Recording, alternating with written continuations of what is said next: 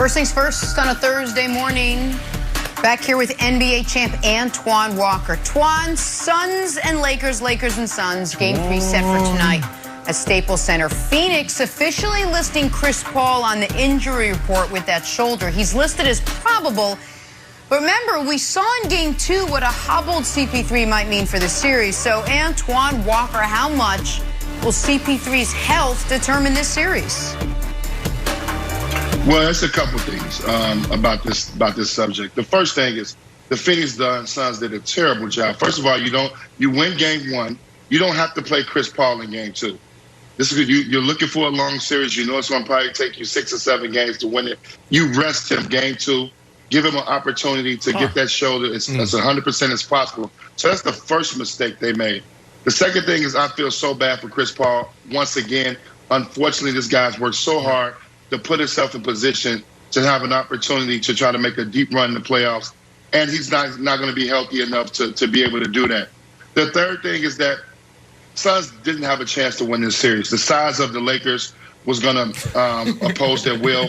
Game 1 was a stepping stone for them. It was a wake-up call for AD to be more aggressive, to dominate, to use his size, not only on the offensive end, on the defensive end. Then Drummond woke up as well and had a big game. But this is a bad matchup for the Suns. We said that any team that was going to play the Lakers at the 7th, 8th seed, we're going to have a tough time trying to beat them in the playoffs. The Lakers are only going to get better and better as the playoffs going along. The first game was a fill-out game. LeBron James typically does this for whatever reason. I heard Nick talk about this a lot, where he plays kind of possum the first game. He takes 13 shots. He's not really aggressive. And then he just, to kind of fill out what the series is going to be. LeBron James and the Lakers knew they didn't want to go down 0-2. One thing we got to realize in this playoffs as we continue to talk about them, we have fans now.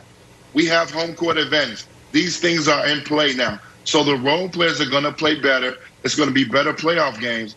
But the dominant teams are usually going to, in fact, the Lakers are a team that can go on the road and win. So if CP3 was 100%, they was not going to win this series. Now that he's not going to be healthy and the series is going to continue on. Stop it. This series is over. Chris Paul had a terrific year. I'm not taking anything away from them, but they would not beat the Lakers. They may not win another game. This thing could possibly be over. Woof. Twan, there's only a handful of good ones on TV, man. And I respect you so much. And you're one of my favorite players to watch because you can do it inside and outside. And that was my game when I was growing up playing basketball. But for you to come up here and talk about the Suns never had a chance is ridiculous, and I got to push back on you on that. Are you kidding me? This was all about CP3. Look what he did when he was in L.A. Look what he did last year with Oklahoma, the Thunder. Look what he did this year with the Suns. So you have CP3. Obviously, he went down early in Game 1. They still pull it off. But then you don't have him in the second game because he's literally running around with one arm. And they lose the game, and they're still in it. I mean, it took the Lakers up until the last minute of the game to really pull away. You had LeBron hit a big shot. You had AD hit a big shot. Just imagine what would have happened if CP3 was there. He is their general. So like, for you to say that, man, it's almost like it's disrespectful. It's disrespectful, man. No, I'm not disrespecting them, but sometimes it's a bad matchup.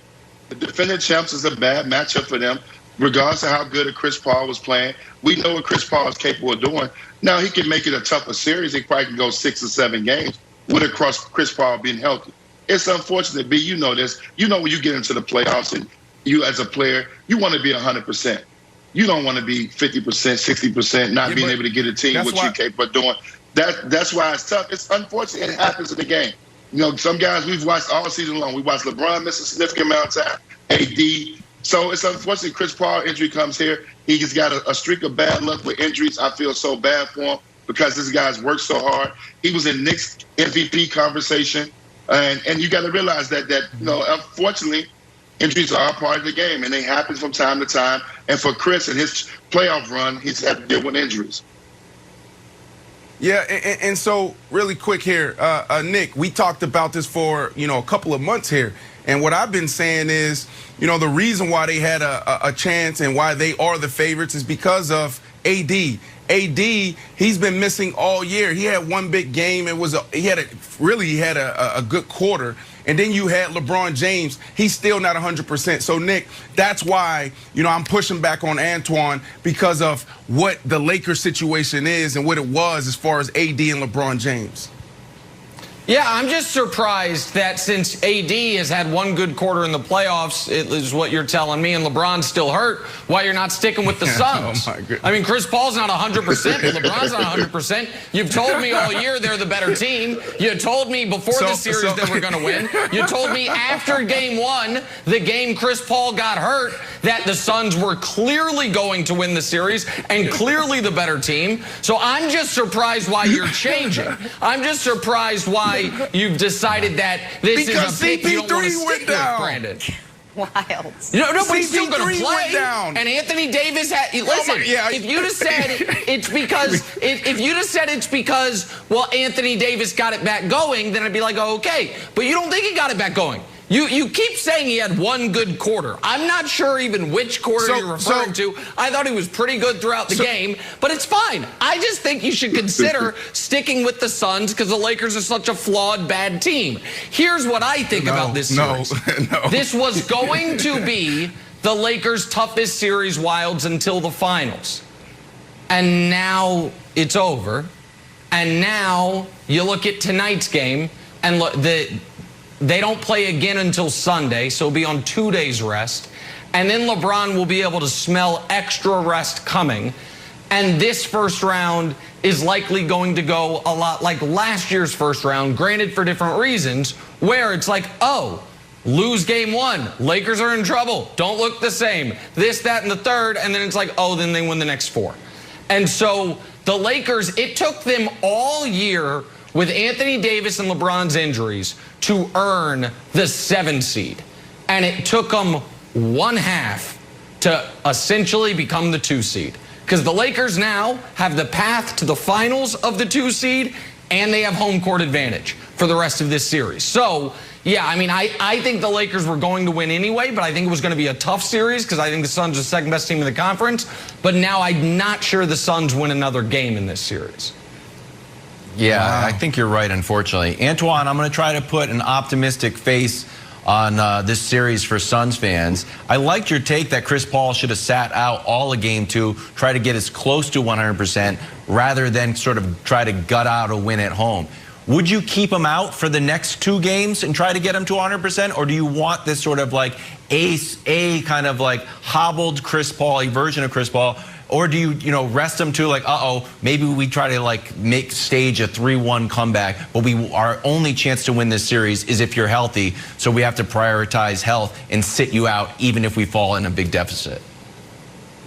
Well, players are going to be stubborn. Chris Paul probably was very stubborn as far as he wanted to be on the floor. So you respect that and you want to give the players his wish. But Monty Williams has to step in and really try to fill out the series. If your team is as good as they were all season long, Cameron Payne is a good backup who's had a very, very good year. You take your chances. You sit him game 2, possibly game 3. Nick just explained the schedule. So you had a nice break in there where he could have came back game 3 healthy, or at least game 4. If you're down 2-1 and you got the type of team that you had all year and you're the second best team in the Western Conference, you should feel comfortable being that you can come back from 2-1. You're expecting a long series. You're expecting to go 7 games. But they have him in the playoffs a long time. Chris Paul has been unbelievable all year. It's tough to keep a guy like that. He's in his 16th, 17th year in the league. He don't want to sit out. He believes he's had a good young core around him. But you got to remember, this young core is their first time around, and you're playing against the defending champs. It's unfortunate you draw the Lakers at the 7th seed, but this is what happened. You were going to have to go through them probably to win it. You played them first, which was probably to your advantage. It just did not work out with Chris Paul being hurt. I just don't like them with Chris Paul being hurt, because they're going to need him not only to be a facilitator on the floor, they need him to score the basketball. They need him to be aggressive offensively. Right. That's one thing. Chris has been tremendous in the 4th quarter. If he cannot shoot the basketball and do the things he does offensively, then they're going to struggle to win this series. It's going to be virtually impossible because the Lakers have so many dominant factors. When you think about the inside presence, and they don't have enough bodies to throw at LeBron. LeBron is very casual. These 2 games, to me, has been very casual. No pressure on him. These young guys are trying to guard him. And then the 4th quarter, you saw he scores when he wants to. So it's unfortunate, but this series is over with. I know, Brandon, you want the series to be long and believe in the Suns. It's not going to happen. All right, once again, Chris Paul listed as probable for tonight's game. But look at the crowd outside the Garden last night. Knicks fans are jacked up, and they should be. First playoff win in 8 years. What does all the Knicks hoopla say about KD and the Nets? We discuss that next. First things first.